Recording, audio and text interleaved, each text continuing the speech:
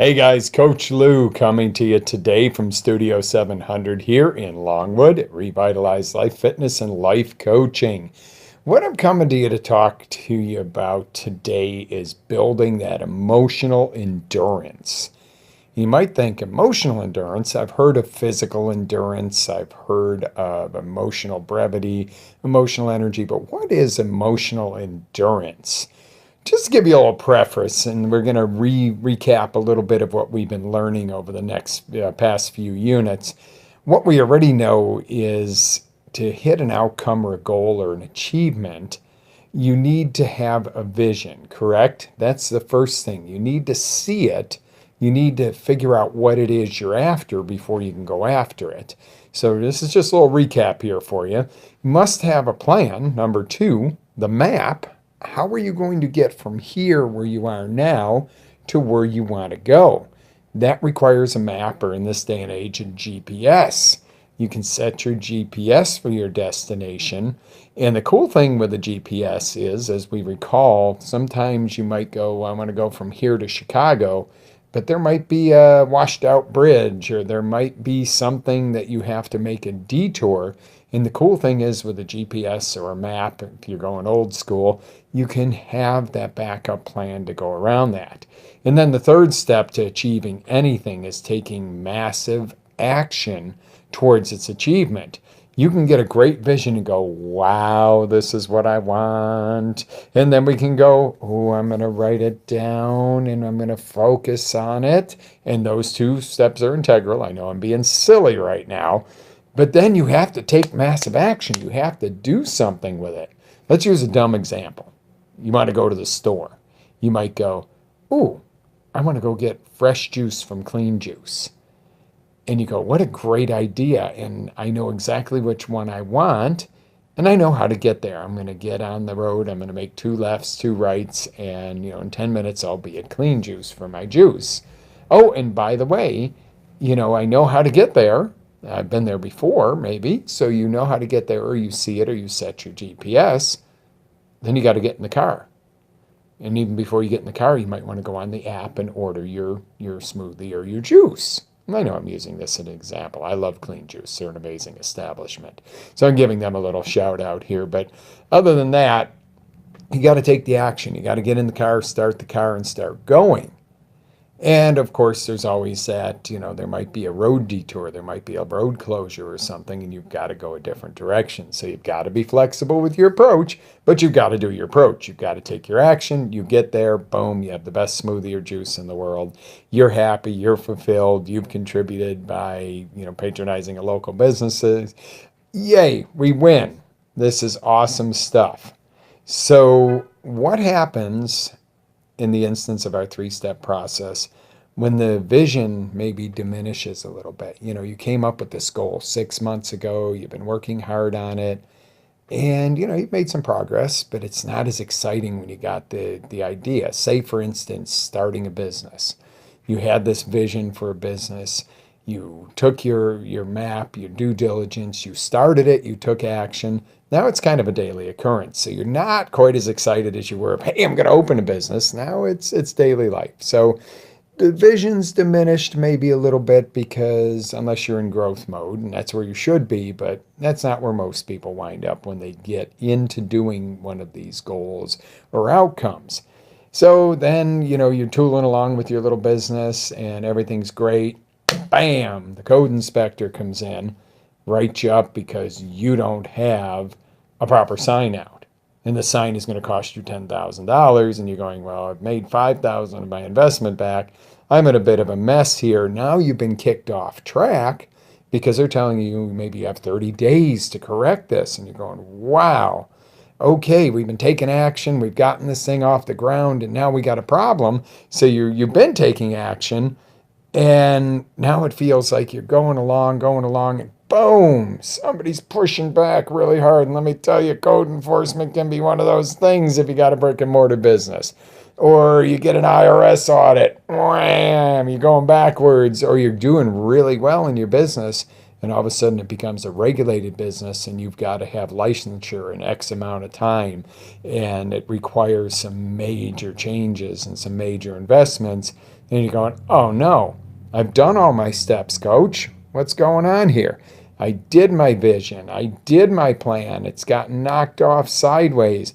We're taking more action. We're working 18 hours a day. Then we're going backwards because something's pushing against us that's sometimes not within your control. A lot of times it is. Sometimes it's you. Sometimes you got up at 4 o'clock in the morning and got in and got stuff prepped, and now you're rolling in 5 minutes before you open your shop, and your customers are waiting outside, and half of them already left because they're gone. Because then you get inside, maybe you got a coffee shop. They get inside and you got to brew the coffee, and they're on their way to work. You're going to lose half of them.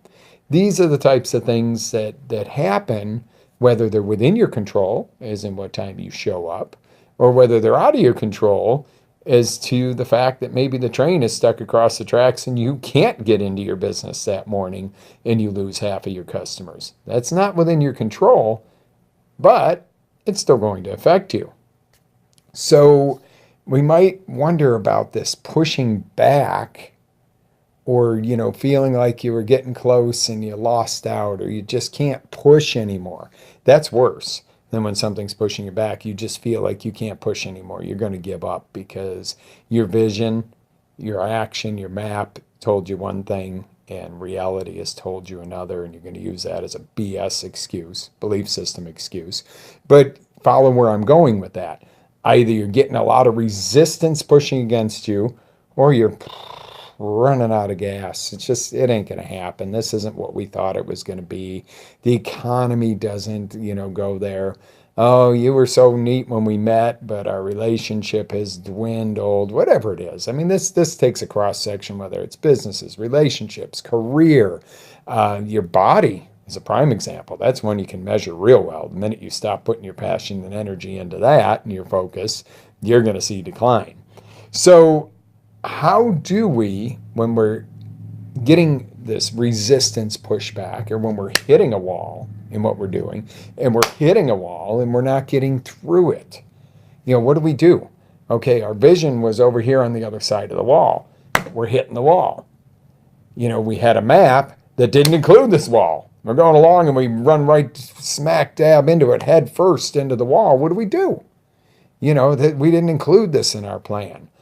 Or, finally, we're taking all this action, we're hitting and hitting. We knew the wall was there and hitting with a sledgehammer. This sucker ain't coming down. It ain't even cracking. Now what do we do? And I know I'm using a lot of proverbial in here, and I'm using a lot of metaphoric, but that's where I want you to get it in here for the emotional endurance, because that's where it's going to come from. Up here is going to tell you, F it, quit. In here is going to tell you, this is my passion. Nothing stands in my way. So you're pounding and pounding on this wall and nothing happens. So what are we going to do? How do we do this when we hit this wall? And this is what we're going to really focus on it today. More of when you're hitting a wall that's either popped up that you didn't know was going to be there, or a wall that you thought was going to be there that was going to come down a lot easier. I don't want to touch too much on the running out of gas one today because it's all going to be the similar standard, but we're going to go with the wall one. First off, get in state. If you're sitting there going, yeah, I used to believe it was going to happen, and, I was excited back then. Snap out of that, get back in state, and go back to that. Hey, honey, I got the greatest idea in the world. Or, hey, business partner, I got the greatest idea for us in the world. Or, hey, God, I got a great idea. And, whoever you were talking to, how did you talk about it when you first came up with this idea, this business, this relationship, everything else? It was bam, bam, bam, excitement, greatness. Oh, I'm thrilled. This is my breakthrough. This is my life. Reignite that. Take yourself back there. This is one of those times you're going to take yourself back. Remember a time when you were totally excited and totally motivated about what you were going to do. Are we there? Okay, now we got that energy. Better have sat up like I did, because I realized I needed to sit up. And now we're going to review that map. Okay, we're driving along, we're tooling along in our business, we're scooting along in our relationship. We're not where we wanted to be. 6 months, a year, 5, 10 years. We are not on course. Like an airplane flying to LA and they're headed more for San Francisco. What do? Do you plummet the thing to the ground and crash and go, We're off course. Screw it. We're not going to land. We're not going to get to where we're going to go. So we may as well just give up and die. I highly doubt that. You're going to readjust those dials. You know, those dials, if you've been through Business Master, you know about Keith Cunningham and his dials. That was impressive when he does that part. But I love that because you just readjust that dial and that airplane starts to veer over and go back to where it's supposed to go, as in an airplane example. Your business gets back on track. You look back at what product, what are you serving, what are you doing? Your relationship gets back on track because number one, you reignited the passion for it. Number two, you've got that vision and plan of where it's supposed to be going and go there. And third is assess the action you've taken, where it's gotten you. Has it gotten you further than you thought it would have? Are you behind where you thought it would have taken you? Are you on course? Are you to the left, to the right, to the north, to the south? Where are you? And what does it take to get back to where you need to go in your vision and what it is that'll get you your outcome and your fulfillment? Are you with me on this? I know I'm excited about it. I know I'm just absolutely blasting you with metaphors this morning, but I really want to get that driven into the 3 steps to getting back on track, no matter what it is. Reignite your passion. Get back to that why. Why am I doing this? Review the course that you've been on. Where has it been taking you? Where is it going? And adjust that course, make the adjustments, and take that massive action again. And I just want to teach you a little something about the laws of fulfillment, the laws of motivation, of achievement. One of those laws says the closer you get to your outcome, to your goal, the more opposition you're going to face. And you're going to go, great. So I've got all this passion invested. I took all this time to plan it out and create it. And I've taken all this action. And I'm going to be close, and it's going to start battling me. It's going to start whacking me across the kneecaps with a billy club. This is what I get for all these things I've done right. Yes. The good news is that shows that you are as close as possibly can be to the breakthrough, to the point where you get what you want. That is what's exciting. That is when you should get really excited and the adrenaline really pumps and you really get juiced about what you're doing when you start getting opposition. When you start getting the pushbacks, that means you're closer than you think. I've got a story for you that I'd love to share with you. It's a personal story. And when Lexi, my daughter Lexi, was little, we had this big house over in Tuscaloosa. We bought this absolute lunky, junky, beat up monster house on a monster piece of property, but it was cool as can be. Anyhow, I'll save you all the details on that. We were excited about getting this thing fixed up, getting things going, getting it great. Well, it was a time in life where I had a lot going on the personal side. So relationship challenge was going on during this time, but I had a wonderful daughter, wonderful fresh start in the world, but yeah, it was a challenge. So what did I do when I would get a challenge and things were overwhelming? I would throw on my rollerblades, and we were blessed enough to live right down the street from the Seminole Trail, and I'd go rollerblade like a maniac, absolute maniac, back and forth, back and forth, back and forth. And, it would just clear the soul up. Boom, reset, awesome stuff. So I go one day and I do this, and I'm just absolutely cranked. This is before the time where music was on the phone. This is before the time where we had AirPods. I had a separate music player, little MP3. It was MP3. I'm not that old. And I had my phone, in case of emergency. Lexi was still at school, and I took a little daytime break. Well, some weather's coming in. It's getting bad, so I'm in a hurry to get back to the house, and I've got to go pick up Lexi and go finish my day out and go, get some more work done. I get back to the house, I get in, and I realize I've lost my phone. Now, was my phone that big a deal? That was before iPhone was big or anything, so it was just a little old Android phone. No big deal. I mean, it wasn't, it was not a super expensive phone, maybe a couple $100 to replace it. What I couldn't replace, and we didn't have iCloud and backup then, was the pictures of Lexi in the 4, 5, 6-year-old range in the video shots and just the cool stuff that as a dad, you're like, wow, oh neat, she's doing this, oh neat, oh she's doing that little Christmas song and Christmas play and the birthday parties and the stuff that's important. This is important stuff. And I'm like, all right, I got to get back out there. Well, I'm going to cover every inch of ground. I go all the way where I was, and I had gone quite a ways. And I know this is a lengthy story, but bear with me on this because it is something that will rock home to you. I get out, cover everything. I'm looking through the grass, looking through the weeds on the side of the trail. It starts raining. It's thundering and lightning. I am soaked, broke down, just beaten down to the core. I get back. I have not found my phone. I finally get to the point where I go, well, I've got to accept I've lost all those memories. I still have the memories, but that was important. But I'm down. I'm not feeling real good about life right there and then. And I know you guys might say this is silly, but it didn't feel real silly at the time. And insert your own story into the same footsteps. And I'm literally walking like the Walking Dead up to my porch, choked up. It's raining out, so if I did have some tears dripping, it didn't show. But I was heartbroken. I'd lost a couple of years of my daughter's memories on there.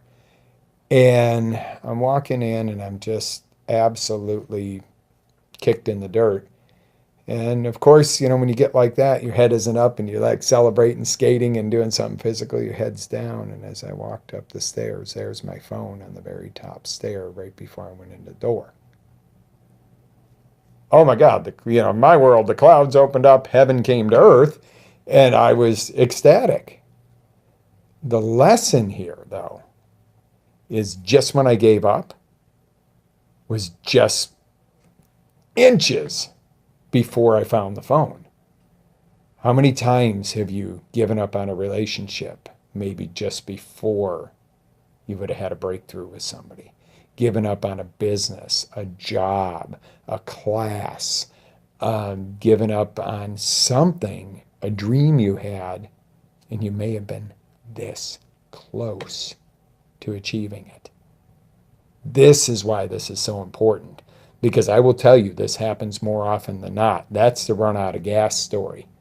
The opposition story is either you finally give up because you got no more, you've been pushed back too hard, or you just have no more to give and you lose your belief. Let me tell you, that's right around the corner. I've heard it put so well and so clearly. It is the darkest before dawn. And that is so true. Right after the darkest moment of the night is the most beautiful start over of a dawn. So, are you with me on this, guys? Don't give up. Absolutely do not give up. Use that emotional endurance to push through when it's not comfortable. It wasn't comfortable. In that story, it wasn't comfortable. I was done. I gave up, and there it was, an inch away. Maybe if I hadn't looked down, I wouldn't have found the phone. I would have at some point. But there was the reality is it was right there. So whenever you feel the biggest pushback, that's when you're the closest to your outcome. Whenever you feel like there's no way and you're just done, that's when you need to get that emotional endurance and hit that wall one more time with that sledgehammer. And that's when it all opens wide open and somebody goes, yes, it only took one shot. No, it took the 101 before that. And on your 102nd, all those other ones paid off. I encourage you to step up, never give up. Realign your map once in a while. Assess where you're going. Assess maybe taking different actions if it's not working. But don't ever give up on your goal. Don't ever give up on your outcome. Don't ever give up on your happiness and the soul of who you are. Hopefully this is really useful to you. This has not necessarily been an exact step-by-step teaching as opposed to more of a enlighten you up a little bit here. So how do we build this emotional endurance? We've got the steps to breaking through, but how do we build up that strength? It's just like if you want to learn to be the best basketball player in the world and you can't jump but 3 inches, and you need to be able to jump 3 feet in the air to be able to play the position you want to play. How do you get there? Do you just decide? That's a good start. So let's take you through the steps. Here's the training part. Here's how you build emotional endurance. It's like a workout. It's a daily practice. Start with a vision and do this daily. Do a vision for the day. Do a plan for the day. Include your vision. Review and revise your plan. Take massive action daily on something, especially if it's that overall big plan. Push harder than anyone else would ever expect you to, not harder than anyone else. Hold yourself to a higher standard than anyone else would hold you to. And that's what makes the difference. Learn, grow, and record your progress, because when you have another challenge, another project, another goal you're going to go after, if you have the resources and you can look back and say, how did I do that? This is, a little bit tougher, but how did I get through some of the pitfalls and the others? And you've got them written and recorded. It's like taking a class all over again. It's like you can come back to this video if you need that little bit of a boost when you're hitting the wall. So also don't forget to celebrate your victories. When you do, when you know you've grown for the day, celebrate it. Get excited, feel good about yourself, and set up those little victorious wins along the way where you do something nice for yourself. We can get so much into this pattern that we never celebrate what we accomplish. And after a while, that in itself will start to drain your gas too. So the last step to it, do it again tomorrow. Repeat. Continue to build on your growths. Continue to work on this emotional endurance daily. Because I can guarantee you one thing's for sure. If you don't take charge of it, your creator, your God, however you term your higher being, is going to deliver some growth to you. So it's better to deliver your own growth, because that's a little more calculated and in control. If you don't grow yourself, your creator's going to step in and give you a little slap of growth here and there. And sometimes that's great. It creates a bigger, stronger person. But sometimes it's more painful.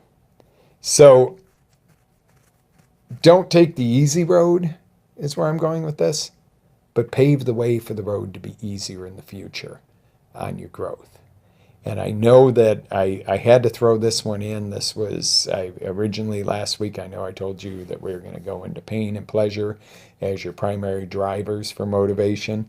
That will be next week. This week, this was important. It was just personal experience, and it came through me to deliver this to you so that you have this, because I know there's obviously a need for it. I needed to hear this week. It was what we would call a rough week. There's not a bad week, but this one was tougher. It required a whole lot more emotional endurance on all levels of life to get to you this morning and deliver this to you. So this is important stuff. I want you to be able to make use of it. This is Coach Lou, Revitalize Life. Encouraging you to, if you hit stopping blocks and you can't figure them out yourself, get a coach. Coach with me, coach with one of our team here, coach with somebody you meld with. Get somebody, and not a friend who's going to, commensurate and sympathize with you. Get with somebody who's going to hold you to a standard, help you grow, and help you measure it and help you celebrate it. It's just that simple. So I'm going to cut this training right about here today. We've had a great start to the day. Hopefully you're having a great start to your week if you're watching this on a Monday. Encouraging you to live with energy, passion, and always live your dream. This is Coach Lou with Revitalize Life, Fitness, and Life Coaching. Wishing you an awesome day.